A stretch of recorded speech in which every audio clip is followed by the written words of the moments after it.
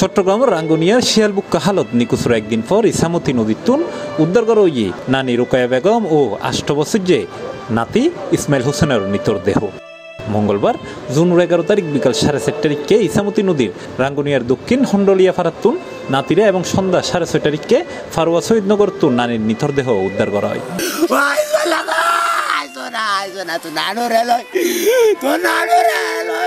জানা গিয়ে শিয়ালবুক্কা গ্রাম হালর অপর ফারত খিলাটিলা নামক জায়গা নিকুচ রোকায়া বেগমের খামার আছিল যেটা তার গৃহপালিত গরুরে কুত্তই আক্রমণ গজ্জে এরকম খবরে নাতি ও তার এক প্রতিবেশী সয় খামারত যার জাবের ফতত তীব্র বৃষ্টি উপেক্ষা করে শিয়ালবুক্কা হাল ঠেঙে আডি ফারুবের চেষ্টা করে তারা এই সময় বৃষ্টিত পাহাড়ি ডলে হালত তীব্র স্রোতর খবরে বুঝে তারা তিনজনে একজন হনরহমে উড়িয়ে ফাইল নানি নাতি স্রোতর টানে ভাই যায়।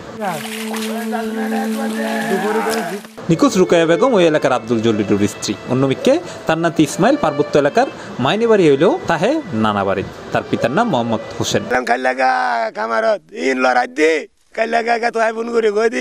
এটা তো কুত্তা আসে কার গরু হয়েছে গরু গা 40-45 টিকে গরু খাই ফেলে ইয়ে খালি আর আনটান তো ইয়ান উন্নে মাতা ইবা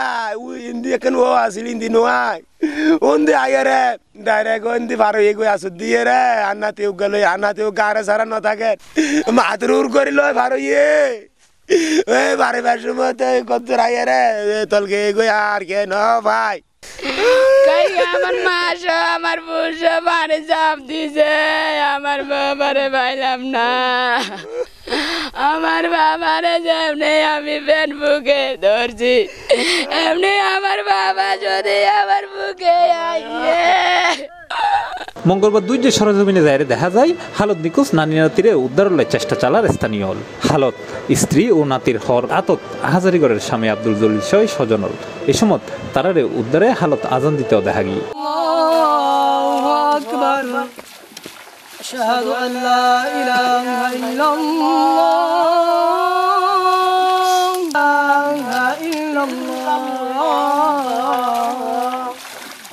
أشهد أن محمد رسول الله أشهد أن محمد رسول الله এই বিষয়ে ফায়ার সার্ভিস রাঙ্গুনিয়া স্টেশনের টিম লিডার মোহাম্মদ জাহিদুর রহমান মুঠোফোনে সিপ্লাসরে জানাই আমরা এখানে কয়েকটা জায়গা আছে এখানে যে কি তখন পড়ছে তখন কিন্তু প্রচুর প্রচুর এবং পানি ছিল এরা কয়েক জায়গায় চাষ করছে এলাকার লোকজন সন্ধ্যা পরে পর্যন্ত চাষ করছে পরে এখন আসলে সত্য মনে প্রচুর নিয়ে গেছে আমরা পাই নাই পরে ওই এলাকা যারা গণ্যমান্য ছিল এখন মেম্বার সাহেবের সাথে কথা বলছি আর পরে আমার কাছে আপনারা যান। পরে নিকুচের একদিন পর তারা উদ্ধার গুজিয়ে স্থানীয় হল তার এমন মৃত্যুতে শিয়ালবুক্কা গ্রামস্থলের শুকুর মাতম শিয়ালবুক্কা হালত দুই পাশত শত শত মাইচুর কৃষি খামার ও বসতঘর আছে তাই হালের উদ্যোগ ব্রিজ নির্মাণের দাবি জানাই স্থানীয় হল না এই হালত আর সময় নয় প্রতি বছর মানে হত দুর্ঘটনা তো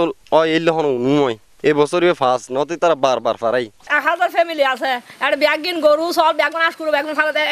এড বাড়ি ঘর দল এড আর সারবার ব্যাগিং করে দেয় আর ব্যাগ আর কিছু নাই আর তারা ঘর আছে দুটো আর যদি কম ব্রিজ হইতো আর তিন প্রতি হইতো কৃষকল বেশি কষ্ট আছে এটা যাওয়া আসা মানে আমার বাড়ি আছে এখানে মানে বেশি চলাফেরার বেশি কষ্ট খালি মনে করেন ব্রিজ না তখন ঘটনা ইয়ে নয় কুলে বসবাড়ি বেশি বসবাড়ি করে আমার তো আমার নাই ওগুলো আমার আছে বেশি মানে একটা ব্রিজ দিলে বেশি ভালো হবে। আমরা সবার কাছে একটা সরকারের কাছে আবেদন করতেছি যেন আমাদের এখানে একটা একটা কালভার্ট ব্রিজ অথবা কিছু একটা করে দেওয়ার জন্য আমরা যেন হাজার হাজার মানুষ কষ্ট পাইতেছি এটা না পাওয়ার জন্য যেন কিছু একটা আবেদন করতেছি। C plus TV Chittagong.